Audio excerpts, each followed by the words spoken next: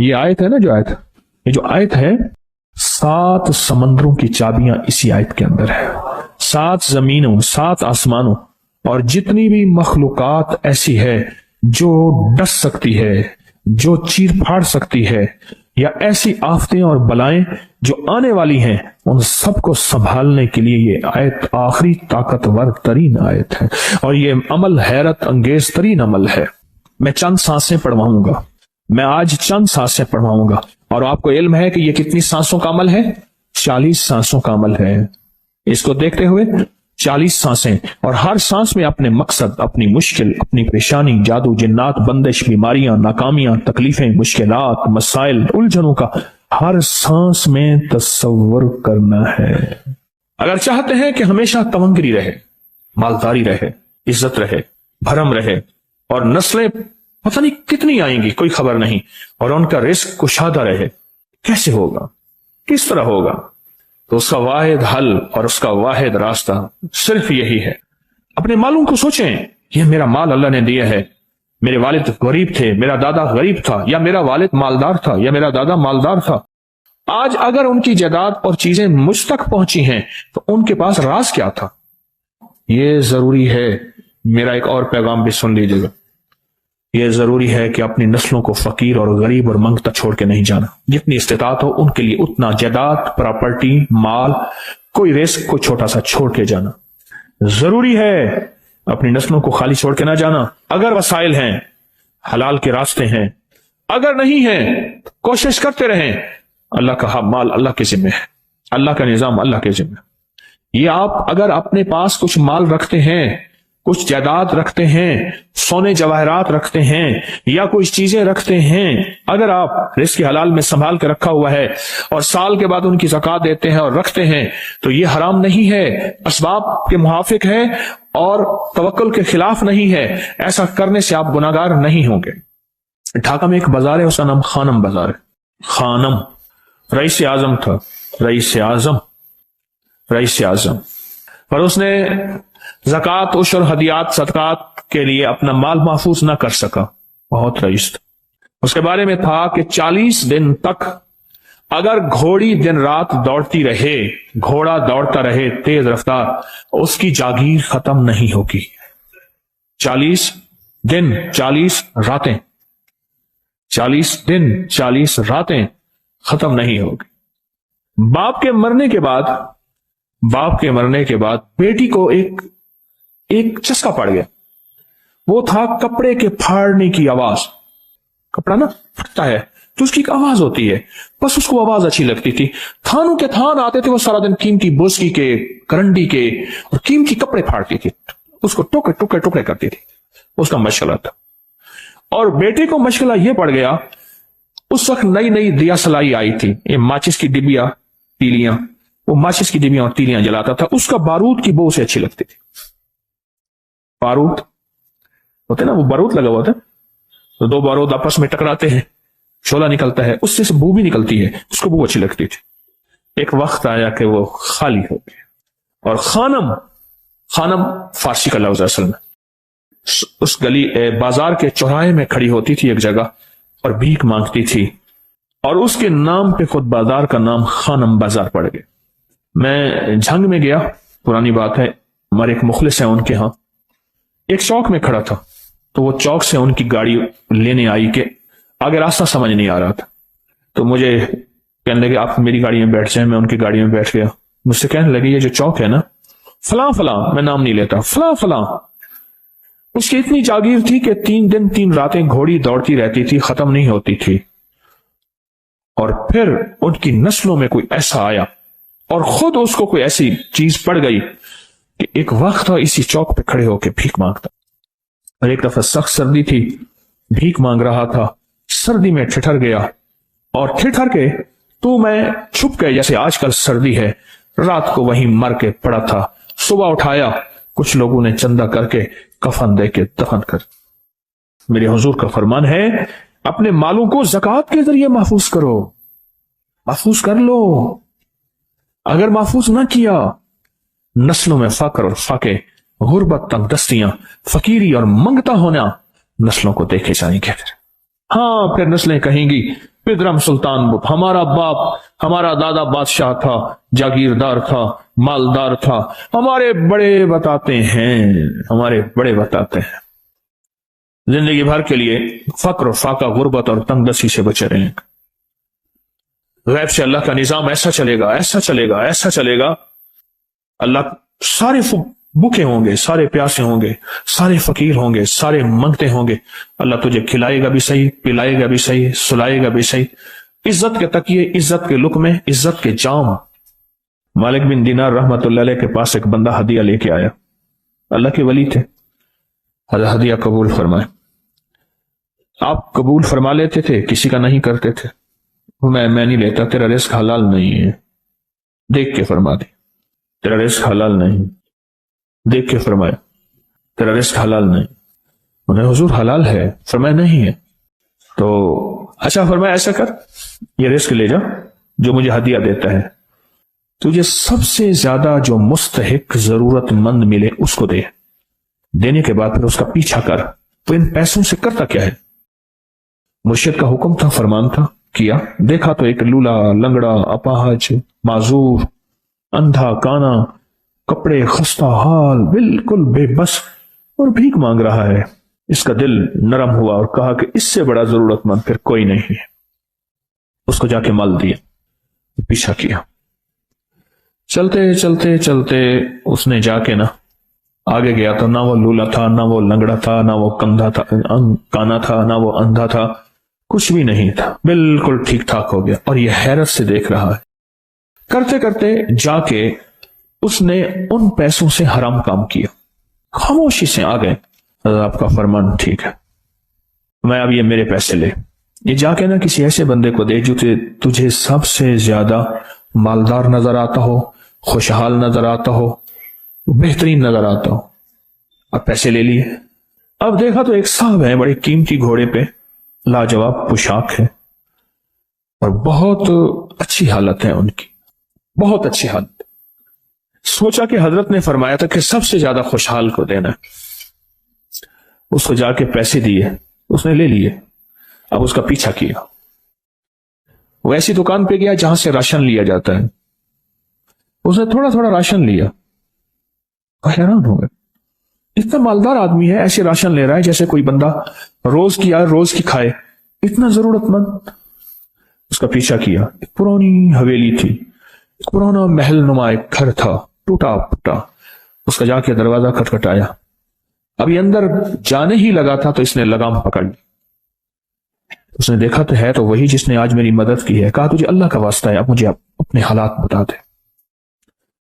تو کہنے لگا تو نے جس کا واسطہ دیا ہے اور پھر تو نے میری آج مدد کی ہے، میں نے آج تک اپنے حالات کسی کو نہیں بتایا، میں رئیس اعظم تھا، تلک الایام نداولها بین الناس، اللہ کی طرف سے آزمائش آ گئی، فقر، فاقہ، غربت، تنگ دستی ختم، ہر چیز ختم ہو گئی۔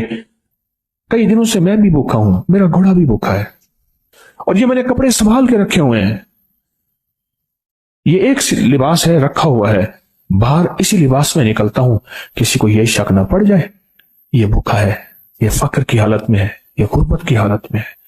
میرے حال سے کوئی سوال کا دروازہ نہ کھولے، غور سے سمجھے، میرے حال سے کوئی سوال کا دروازہ نہ کھولے، میں ایسا حال بناؤں لوگ مجھے سوالی سمجھیں، کہ کچھ لوگ زبان سے سوالی نہیں ہوتے۔ میرے آقا کا فرمان ہے اپنی بیماریوں کا صدقے کے ذریعے علاج کرو، اور صدقہ، یہ سارا واقعہ سنانے کا مقصد، تلاش کرو، زکوٰۃ تلاش کرو، کس کو دینی ہے، کون ضرورت مند ہے، کون ایسا ہے جس کو بظاہر لوگ مالدار سمجھتے ہیں، اندر سے خالی ہے، کھوکھلا ہے۔ ہوا یہ، ایک خیر کے کام کے لیے پیسے جمع کرنے تھے، خیر کے کام کے لیے، اس وقت 24,000 تھا، بہت بڑی رقم تھی، 24,000 مجھے چاہیے تھا۔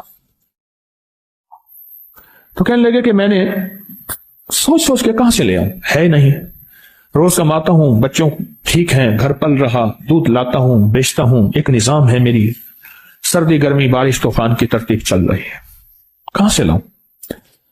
کہنے لگے خیال آیا یہ موٹر سائیکل نہ بیچ دوں. فوراً اٹھا موٹر سائیکل لے گیا. غالباً مجھے بتایا کہ 28,000 کا یہ یاما موٹر سائیکل بکا، اور بیچنے کے بعد میں نے اٹھا کے سارے پیسے 24 ادھر دے دیے، باقی رکھ لیے. اب خالی ہو کے بیٹھ کے پھر مصلا بچھا کے اللہ سے مانگنا شروع کر دیا، اور مانگتے مانگتے عالم یہ ہوا کہ میں فقیر ہو گیا. اللہ نے مجھے 4 دن آزمایا. اس نے الفاظ جو استعمال کیے نا، پنجابی کا لفظ، وہ اللہ نے نا 4 دن منو دب کے رکھا. لاہور کی پنجابی اور فیصل آباد کی پنجابی میں بڑا فرق ہے. فیصل آباد کی پنجابی خالص سکھوں والی پنجابی ہے، لاہور کی پنجابی میں بڑا فرق ہے. دب کے رکھا. تھوڑا سا آزمائش آتی ہے، اللہ دیکھتا ہے کچا ہے یا پکا ہے. کہا بس. اس کے بعد میں نے اللہ سے کہا کہ اللہ، طارق بن زیاد نے ساری کشتیاں جلا دی تھیں، اور کہا کہو اب بتاؤ اپنی فوجوں کو کہاں بھاگو گے؟ ادھر بھی موت ہے ادھر بھی موت ہے، پھر لڑتے لڑتے مر جاؤ. پیچھے سمندر کی موت، ٹھیک، اور آگے دشمن کی موت ہے. کشتیاں ساری آگ لگوا دی. آپ کرو، بولو کیا کرو گے، بولو کیا کرو. اللہ نے سارا نظام فتح دے دی، کامیابی دے دی. اور کہا پھر اللہ نے میرے لیے جو دروازے رزق کے کھولے ہیں، اب مجھے کوئی بھی چیز ضرورت ہوتی ہے میں گھر کی چیز بیچ دیتا ہوں، اور بیچ کے اللہ کے خزانوں میں دیتا ہوں بغیر سوال کے. اس کے الفاظ ہیں، کیا الفاظ ہیں؟ بغیر سوال کے اللہ مجھ پہ رزق کے دروازے کھول دیتا ہے، اللہ میری ضرورتیں پوری کر دیتا ہے، اللہ نے مجھے خوشحالی دی ہے. اور مجھے کہنے لگے سارے گر مجھے حاجی صاحب نے بتائے تھے، اللہ سے لینے کے سارے گر یہ مجھے حاجی صاحب نے بتائے تھے. تو آپ کو ایک لفظ کہہ رہا ہوں، جس کو بھی دیکھیں گے کہ اس کی نسل در نسل نسل در نسل رزق کے دروازے ہیں، تو وہ کھلیں گے صرف دینے کے نام پہ. سوال کے دروازے کھولنے کے نام پہ، سوال کے دروازے کھولنے کے نام پہ کبھی نہیں کھلیں گے. ورنہ رزق آج کل کے ماڈرن جوئے میں چلا جائے گا. آج کل کے ماڈرن جوئے آئے ہوئے ہیں. اپنے رزق کو میرے آقا کا فرمان ہے، اور بیماریوں کا علاج صدقوں سے کریں. اور صدقے سے مراد صرف بکرا نہیں، صدقے سے مراد صرف سریاں نہیں، صدقے سے مراد کالے مونگ نہیں، صدقے سے مراد تیل سوئیاں نہیں، صدقے سے مراد یہ میں مختلف آپ کو تک انداز بتا رہا ہوں. یہاں ایل او ایس ہے لاہور کے ساتھ، یہ پہلے نہیں بنا تھا، نالا تھا. نالے کے ادھر ایک سمن آباد کی طرف سڑک جا رہی ہے، پرانی بات ہے. وہاں کچھ بندے نے کتابیں لگائی ہوئی تھی، بندے نے کتابیں لگائی ہوئی تھی. میں کتابیں دیکھ کے تو آ گیا. پھر دل میں آیا کہ یہ ضرورت مند ہے. ہمارے ایک مخلص ہیں، ہمارے دوست فیصل شمسی، میں نے ان کو بڑا نوٹ دیے. میں نے کہا جا کے نا اس کو کس طرح رکھ کے پھر چلا جاتا ہوں، کیونکہ مجھے لگتا ہے وہ خوددار آدمی نہیں لے گا. اور انہوں نے ایسا کیا. سوچیں کہ میرے مال اللہ نے دی ہے، کیا میں اپنے مال کا صدقہ اگر نکال رہا ہوں تو دے کہاں رہا ہوں؟ ضرورت مند کیا میں تلاش کر رہا ہوں؟ اور میں ضرورت مندوں میں سب سے پہلے وبذل القربا والیتاما والمساکین وابن السبیل، مسافر پردیسی چوتھے، پھر مسکین ہے، پردیسی ہے، مسافر ہے، یتیم ہے. ضرورت ہے اس چیز کی، اس کی ضرورت ہے. کیونکہ یہاں جتنے مانگنے والے ہیں ان کے بارے میں صرف ایک لفظ کہوں گا، یہ لفظ آپ پکا رکھ لیں، یہ سب خواہشات کے مانگنے والے ہیں، ضروریات والے نہیں ہیں. خواہشات، اتنا بڑا بنگلہ، اتنی بڑی سواری، فلاں برانڈ کا موبائل، فلاں چیز فلاں چیز فلاں چیز، یہ خواہشات کی کوئی حد نہیں ہے. یہ لفظ بھی ذہن نشین رکھیے گا، میرے ساتھ بولیں، خواہشات کی، ضروریات کی حد ہے، خواہشات کی حد نہیں ہے. عاجزانہ دعاؤں کے ذریعے اگر اپنی مصیبتیں، اپنی بلائیں، اپنی پریشانیاں اور اپنی تکلیفیں ٹلوانا چاہتے ہیں تو اس کے پیچھے ہمارے ساتھ کون سی دعائیں ہوں؟ عاجزانہ دعائیں، عاجزانہ دعائیں. فرمایا امام زین العابدین جب دعائیں مانگتے تھے اور ان کی دعاؤں کے اندر جو درد ہوتا تھا اور غم ہوتا تھا، اور ان کی دعاؤں کے اندر جو کلبلانا اور بلبلانا اور کرب اور تکلیف ہوتی تھی، فرمایا ہنستے اپنی ہنسیاں بھول جاتے تھے، سونے والے سونا ترک کر دیتے تھے، اونگنے والے اونگنا چھوڑ دیتے تھے، اور وہ بھی ان کے ساتھ رونے لگ جاتے تھے. ان کا رونا ہی اتنا تھا، وہ ہنسیاں تو بخشوائی تھی. اور ان کا نام زین العابدین، نام تو ان کا علی ہے، زین العابدین پڑا اس لیے عبادت کرتے کرتے کرتے وہ عبادت گاروں کے امام بن گئے. یہ تسبیح خانہ جو آپ کو راستے دے رہا ہے، تسبیح خانہ جو منزلیں دے رہا ہے، یہ راستہ، یہ منزل ساری کی ساری اس لیے ہے کہ اس منزل اور راستے کے پیچھے दुआओं की ताकत है, दुआओं की ताकत है। इन दुआओं और अमाल को अपने साथ ऐसे सीने से लगा ले। इन दुआओं और अमाल के अंदर हैरत अंगेज दुनिया है।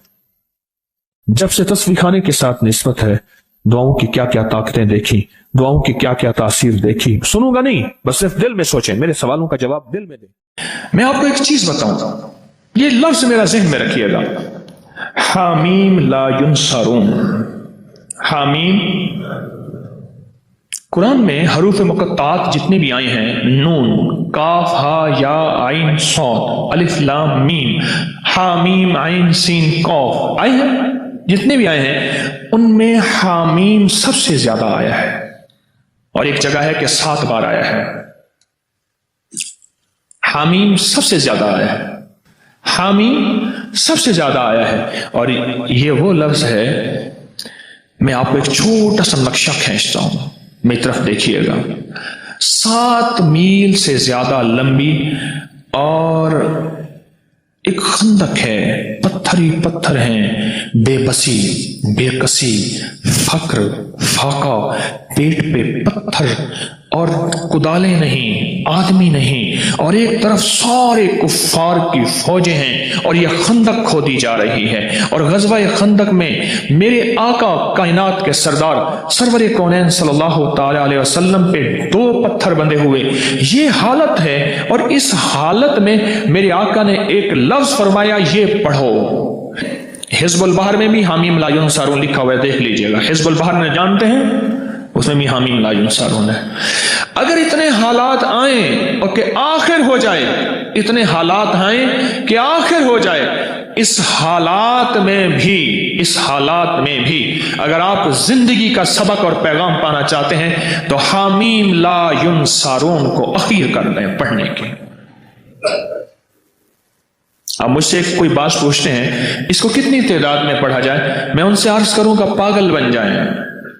दिन पढ़ें, रात पढ़ें, सुबह पढ़ें, शाम पढ़ें, हर हालत में पढ़ें, हर लम्हा पढ़ें, हर लहजा पढ़ें। औरतों और बच्चों के लिए मैं इसके थोड़े से फायदे बताऊंगा, जिसको आपको तवज्जो दिलाऊंगा, थोड़े से फायदे बताऊंगा हामीम ला युनसरून के। एक तो सबसे बड़ा फायदा यह है कि मेरे अल्लाह के नबी का फरमान और वजीफा है, इससे बड़ा कोई फायदा नहीं है। दूसरा फायदा यह है कि ये आले मोहम्मद और असहाब मोहम्मद, उस वक्त जो गज़वा खंदक में मेरे मदीने वाले के साथी थे, आले बैत भी, सहाबा भी, ये उनका वजीफा है, इससे बड़ा कोई वजीफा नहीं है। ठीक है। अब इस वजीफे के जो कमालात मुहद्दिसीन ने लिखे हैं, मुफस्सिरीन ने लिखे हैं, अकाबिर सालिहीन औलिया अल्लाह वालों ने और हमारे अकाबिर बड़ों ने लिखे हैं, आप उसका गुमान नहीं कर सकते। जितना जादू का बड़े से बड़ा हमला हो, जादू का बड़ा हमला हो और अखीर हो कि उसने कहा कि मैंने तेरे ऊपर जादू करके दिखाया, अब तो कोई ले आ उसका तोड़, इसको यकीन की ताकत के साथ बहुत ज्यादा पढ़ें और खुला पढ़ें और हर लम्हा पढ़ें और हर लहजा पढ़ें और हर घड़ी पढ़ें और हर वक्त पढ़ें और इसको पढ़ें और आंखों से इसकी ताकत और तासीर देखें। अजीब चीज है। चंद दिन पढ़ें, चंद हफ्ते पढ़ें, चंद महीने पढ़ें, जल्दी ना करें। चंद दिन पढ़ें, चंद हफ्ते पढ़ें, चंद महीने पढ़ें, जल्दी ना करें, बिल्कुल जल्दी ना करें, बिल्कुल जल्दी ना करें। इसको पढ़ें और बहुत ज्यादा पढ़ें। हामीम ला युनसरून, ला युनसरून, ला युनसरून हदीस में मौजूद है। कुरान में हामीम इलादा आया है, ला युनसरून इलादा आया है, और हदीस में दोनों जमा आए हैं। कातलाना हमले के लिए जिसको खतरा रहता हो, बमों की बारिश हो जाए, गोलियों की बारिश हो जाए, अल्लाह बचा के दिखाएगा, अल्लाह हिफाजत करके दिखाएगा। जहां आम जादू का राज और रिवाज हो, जहां आम जादू का मिजाज हो, जादू का मिजाज हो, और ये सनद हदीस के साथ मुस्तनद चीज मैं आपको दे रहा हूं, मुस्तनद चीज दे रहा हूं। ऐसे लोग जिनके ऊपर हमले होते हैं और उनको उठा के ले जाते हैं, सालों पता नहीं चलता कि कहां गए, किस तरह गए, ان کے گھر والے وہ دن رات پڑھیں، حفاظت کا انوکھا نظام، خیب کا انوکھا نظام، برکت کا انوکھا نظام، جادو سے، حملوں سے اور حیرت انگیز طور پہ دشمن کے وار سے اس کے اندر انوکھی تاثیر ہے۔ کینسر کے مریضوں کو میں نے بتایا اور کینسر کے مریض اس سے صحت یاب ہوئے، ہیپاٹائٹس کے مریضوں کو بتایا، جوڑوں کے دل کے مریضوں کو بتایا۔